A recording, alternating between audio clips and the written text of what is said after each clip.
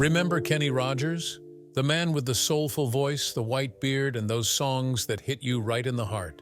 He was a music legend selling over 100 million records, winning awards, and touching lives around the world.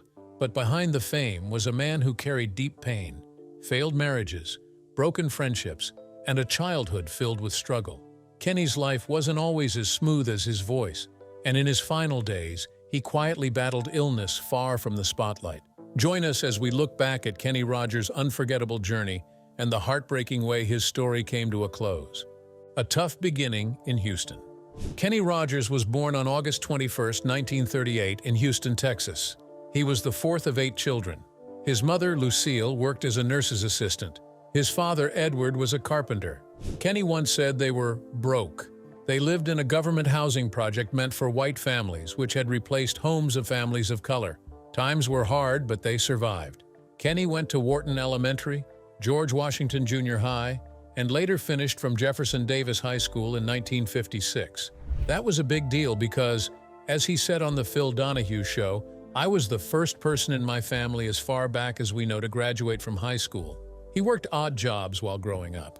He swept floors in a hat shop for just $9 a week. He also worked as a busboy at the Rice Hotel. In 1949, he even won a talent show at the Texan Theater. That was one of the first signs that music might take him somewhere. But growing up, Kenny faced real hunger. He said, "I don't think I was ever really hungry. I always had food to eat. But there's no question that our family was nutritionally deprived at times. We'd eat peanut butter sandwiches because that's all there was." Even then, Kenny didn't complain. He believed many kids around him were living the same way. So while Kenny's songs later filled stadiums, his childhood was full of struggle, both emotional and financial. And the people around him never forgot it either. You see, Kenny grew up in Houston's 4th Ward, a rough neighborhood where trouble was always close. His brother Roy once said, "We were poor, there's no doubt about that." His sister Sandy added, "We struggled, you know, but we had faith that we would make it through." Faith was important to the whole family. It helped them survive some dark days. Kenny's childhood was also shaped by the people in his neighborhood. Even though life was hard, there was still kindness. Years later, when Kenny became famous, he didn't forget those who helped him. In the 1970s, he found out that a former neighbor was struggling and couldn't afford to fix her car.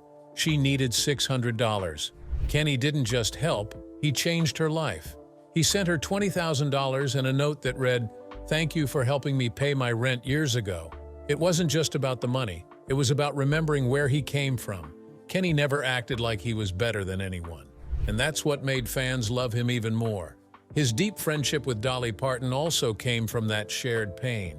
Both had tough upbringings, but instead of letting it break them, they turned it into something powerful. Dolly and Kenny were close for decades. Some thought they were more than friends.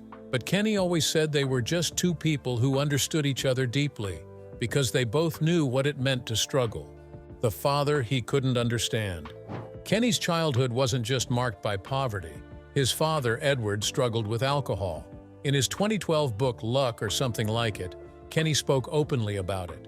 He shared that he never touched alcohol himself, not because he didn't want to, but because he was scared he'd become like his father. He believed addiction might run in the family.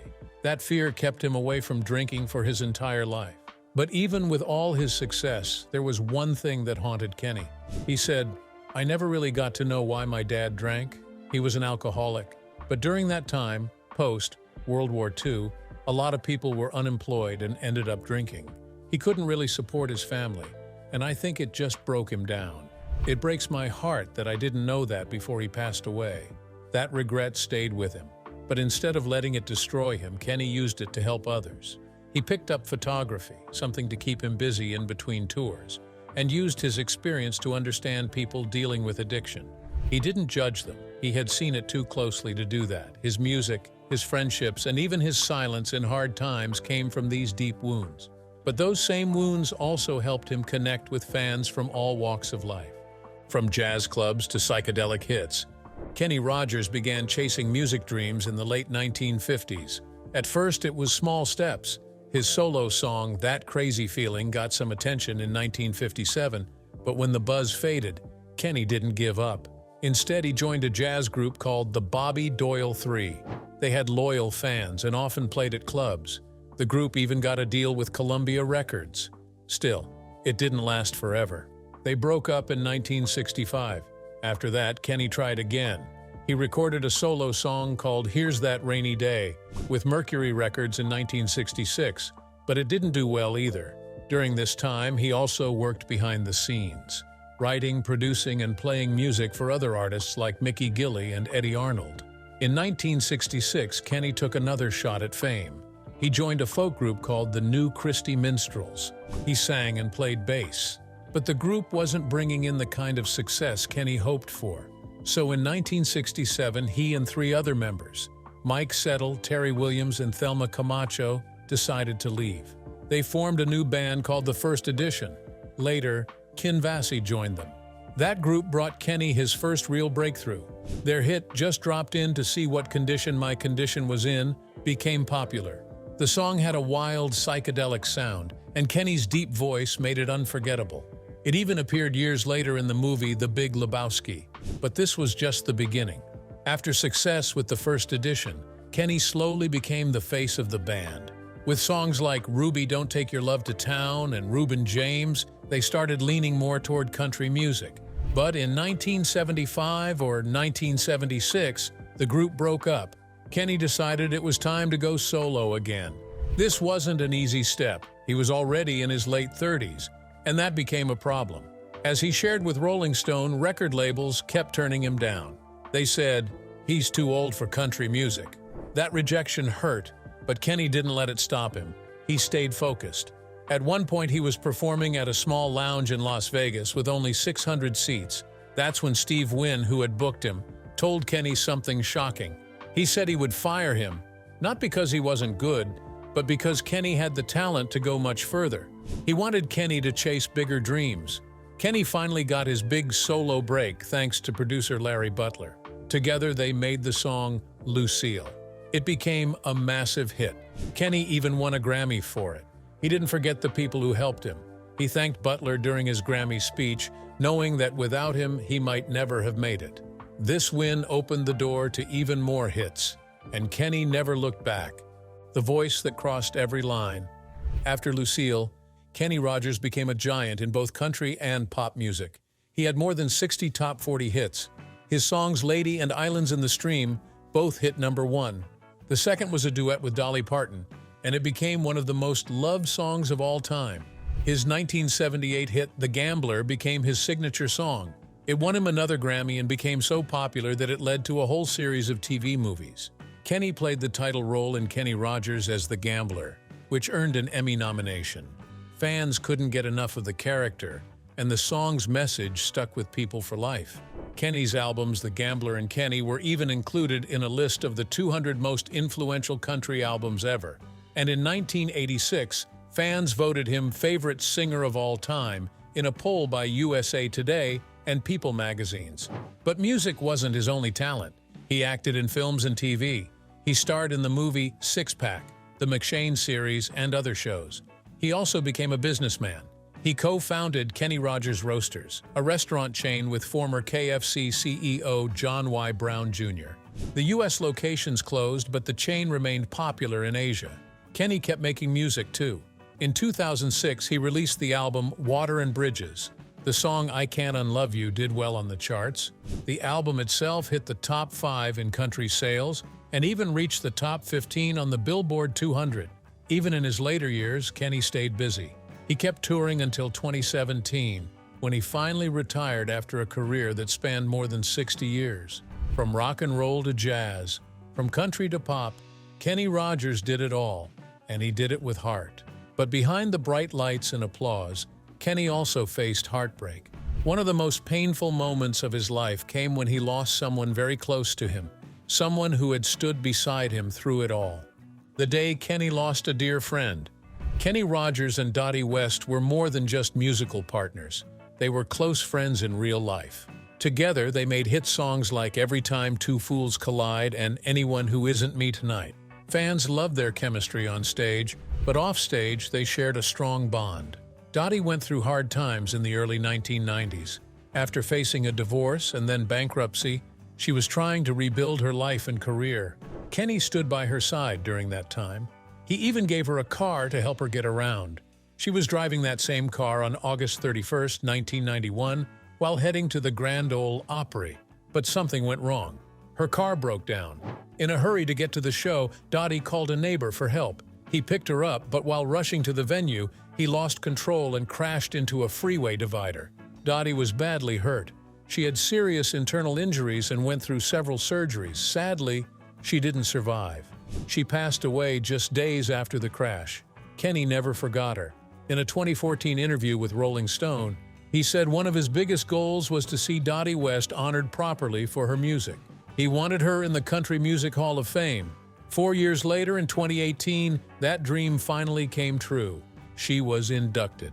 Kenny posted a heartfelt message on Facebook congratulating my friend, the late, very great Dottie West. It was his way of saying goodbye and making sure the world remembered her. But loss wasn't the only struggle Kenny faced in the later part of his life, fighting for what he earned. Even after decades of making hit songs, Kenny Rogers had to fight for money that was rightfully his. In 2012, he took Capitol Records to court. The issue was that Kenny believed the company owed him money from digital music sales, downloads of his own songs. Back then, music was being sold online through platforms like iTunes. Kenny, along with other artists, argued that they were supposed to receive 50% of the profits made from those digital sales. But that wasn't happening. Kenny said Capitol Records had not paid him what they owed. He claimed the company had shorted him by about $400,000 from digital downloads. This wasn't just his fight. Other big names like the Allman Brothers, Rob Zombie, and Sister Sledge also filed lawsuits for the same reason. Together, their cases showed a big problem in the music industry. Experts said artists were missing out on billions of dollars. That's money they had worked for and deserved.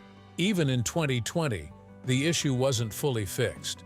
A UK law expert said that while streaming companies made over $1 billion in just 1 year, 8 out of 10 artists were getting paid less than $250 a year. Kenny's court battle proved that even legends have to fight to be treated fairly. Speaking of which, away from the stage and the spotlight, Kenny Rogers found peace in a quiet corner of Georgia. At his estate in Colbert, known as Beaver Dam Farms, he had a very special pet, a goat named Smitty. Kenny got Smitty from a friend in 2008, and it wasn't just a fun addition to the farm. This goat became something much more personal. Kenny once said Smitty was his center. The little goat helped him stay calm, especially after long and exhausting tours. For a man used to bright lights and loud applause, this small animal gave him something grounding. After years of performing, that kind of calm became more important than ever. But while Smitty brought comfort in Kenny's later years, there were many parts of his personal life that didn't come so easy. Love, regret, and 5 marriages. Kenny Rogers was married 5 times and had 5 children. His first marriage was to Janice Gordon in 1958, and they had a daughter named Carol Lynn. That marriage ended in 1960. Just months later, Kenny married his second wife, Jean, but that too ended quickly by 1963. In 1964, he married Margot Anderson, and they had 1 child before divorcing in 1975. His 4th marriage was to actress Marianne Gordon. That relationship lasted longer. They married in 1977 and had a son, Christopher. But by 1993, that marriage also ended. Kenny's 5th and final marriage was to Wanda Miller in 1997. Together, they had twin sons and remained married until his death. In his 2012 autobiography, Luck or Something Like It, Kenny opened up about his failed marriages. He didn't make excuses. He said, "When I became driven and selfish, I was so intent to follow my life that it cost me." He also said, "Every woman I married, I really loved when I married her. And I don't blame them for the marriage falling apart. I blame myself and my chosen field of music." His marriage with Marianne Gordon ended on a sad note. She once said that even though Kenny was fully focused on her, something inside him was unsettled. He felt like his career was slipping. He felt this craving, this longing. He said he felt like he was having a midlife crisis, she told Closer Weekly. Their divorce was not just emotional, it came with a financial cost. Marianne reportedly received around $60 million in the settlement. Despite these heartbreaks, Kenny found lasting love with Wanda. But their relationship also came with public questions. An older father, a different kind of regret. When Kenny married Wanda Miller, she was 28 years younger than him. Her parents were just 2 years younger than Kenny himself. Naturally, they didn't approve of the relationship at first, but over time, things changed. Kenny said, "She is truly my soulmate," and remained grateful that she was the mother of his twin boys. By the time he retired in 2015, Kenny was 77 years old and his sons were just 11. It was a hard decision to step away from the spotlight, but his health and his family made the choice clear. He told the Tennessean that his mobility was getting worse and that he wanted to spend more time with his kids. Kenny also shared that at first, he and Wanda had agreed not to have children, but when she turned 31, she changed her mind. Kenny said he agreed because he didn't want her to regret the relationship or the life they had built together. But deep inside, he was worried about one thing: age. "Someone will be talking about his or her child going to college and it breaks my heart," he said. "That was the reason I didn't want children again, because I knew I wouldn't be there at the prime of their lives." Kenny had more children from his past marriages, and he carried regrets there too. He once said that raising his twin boys was the thing he was best at. But with his older children, he felt he had missed too much. His daughter Carol Lynn was born when he was just 19. He married her mother after finding out she was pregnant. But after the divorce, he chose to step back so he wouldn't disrupt her bond with her stepfather. He also had a difficult relationship with his son Kenny Rogers Jr. from his third marriage. With Christopher, his son from Marianne, things were better. Even after the divorce, Kenny promised to always be his father, even if they didn't get to see each other often. One story explains it all. Kenny said, "I have 2 older boys, and I didn't get to spend this time with them, and I resent it." He talked about watching his younger boys play football and how happy they were to have him there.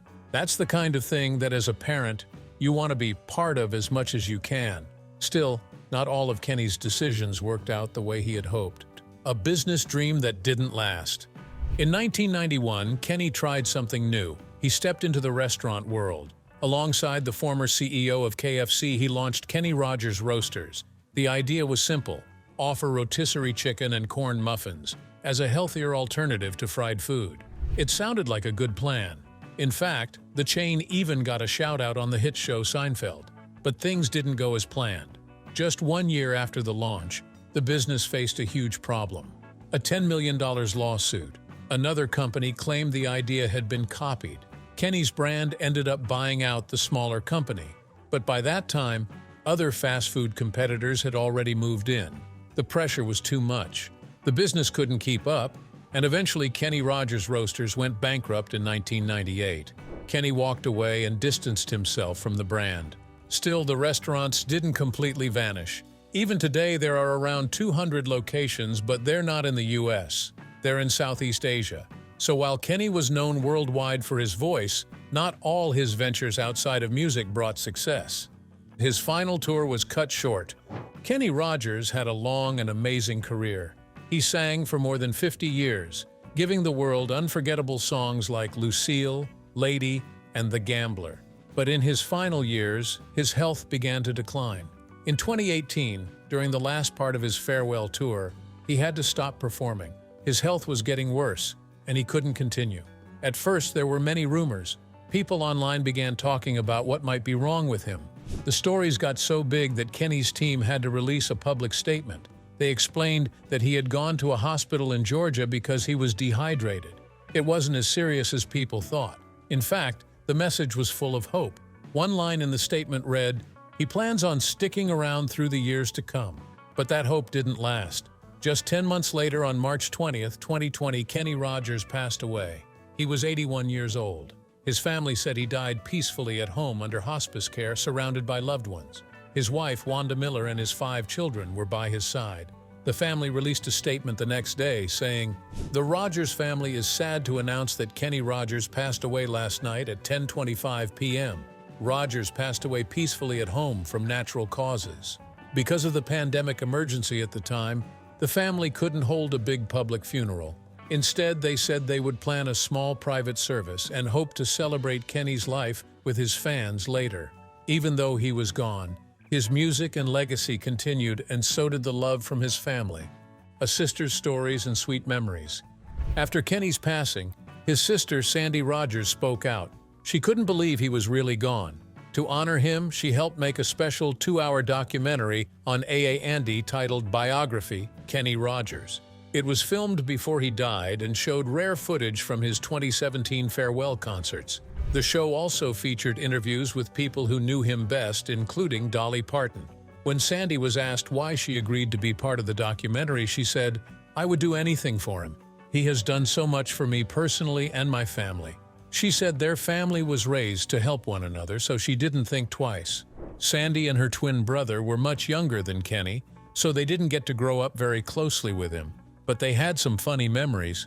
She recalled, "I just remember him going to the kitchen, getting a jug of milk and drinking out of it." She laughed. They got to know him better during their spring break visits to Las Vegas. Kenny would invite them over, and they'd get to see him not just as a singer, but as a brother. One of her favorite memories was going to his concert at Sam Houston State University. Kenny arranged for a Greyhound bus to pick them up from their house. Sandy was in junior high at the time. She remembered how amazed she was at the crowd. "We knew he could sing, but we had no idea how just so many people would come to hear him," she said. At the end of that concert, something funny happened. When Kenny was bowing to the audience, their father walked onto the stage and started bowing too. Kenny had to tell him, "Dad, this is my show."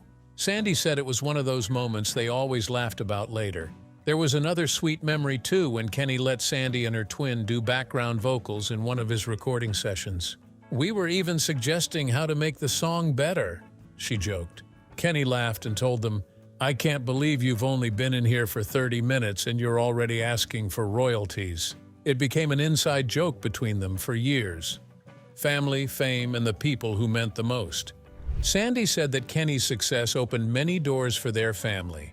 They got to travel, meet famous people, and visit places they never dreamed of, all because of him. She shared one story about how Dottie West, Kenny's longtime friend and music partner, would visit their mom in the country. "Mama loved her and would take her fishing," she said. But Dottie always showed up wearing high heels. Mama used to say, "You can't do that. You need to put on other shoes." Only Dottie, she laughed, would wear heels to go fishing. Sandy also talked about Kenny's most famous song, "The Gambler."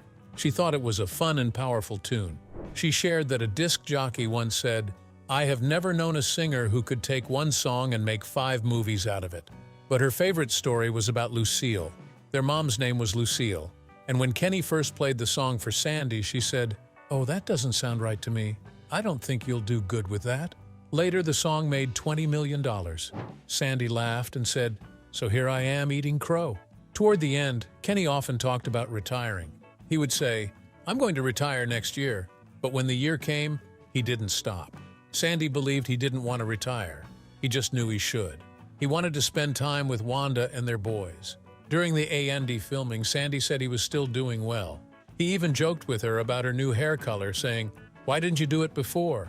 Even in his final days, Kenny remained kind, thoughtful, and funny. A family's tribute to the man behind the music. 1 year after Kenny Rogers passed away, his family shared an emotional message with fans. On March 20th, 2021, they posted a statement on social media signed by the Rogers family and Team KR. They thanked everyone for their support during a difficult year without him. "It's so hard to believe it's been a year since Kenny left us," the message began. They admitted that some days were harder than others, but the love and kind words from fans helped them get through. "It means so much to us," they added. They said the memories of Kenny had brought both tears and laughter. His presence was still felt deeply. "We know we will never stop missing him and will forever celebrate the person he was and his extraordinary musical legacy." They ended the message with hope, saying, "We can all take some comfort in knowing the music lives on." Then they added the hashtag #SweetMusicMan. That same year, the 2021 Grammy Awards also honored Kenny. During the In Memoriam segment, Lionel Richie paid tribute by singing "Lady," the ballad he had written for his close friend. Other artists like Bruno Mars, Anderson .Paak, and Brandi Carlile also performed to honor the many music legends who had passed. After Kenny's death in 2020, Richie had shared old photos of their time together on stage. He wrote, Today I lost one of my closest friends. So much laughter, so many adventures to remember. My heart is broken. What do you think about Kenny Rogers' journey? Which Kenny Rogers song holds a special place in your heart and why? Share your thoughts in the comments below. And don't forget to hit like, subscribe, and stay tuned for more incredible stories from Hollywood's fascinating history. See you next time.